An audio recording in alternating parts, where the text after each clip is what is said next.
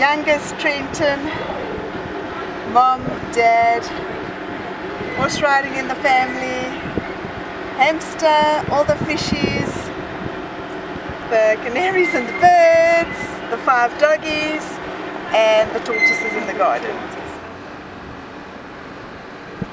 Die stopmannetjie plakkergier op motor se agterruit het behoorlik in Bloemfontein Pos gevat. Baie is mal daaroor, terwyl ander eerder die gek daarmee skeer, soos byvoorbeeld Sapiro se spotprent oor Zuma se gesin. I think it's fun. I think it's something nice for the kids, and I think it's just a nice product. Hoekom het jy besluit om die stickers te koop? Waar het jy dit gesien of Was maar net baie oulik geweest. So almal al die stickers vertel vir my 'n storie. As ons so ry, dan kyk ons vir die mense wat die stickers het en dis maar net ek en my ou, hy hou baie van gym, so dis al wat ek gekry het by hom pas.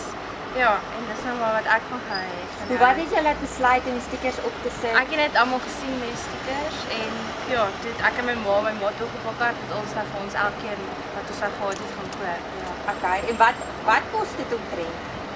Ek dink is so net so R22 of R21 iets vir een. Ja.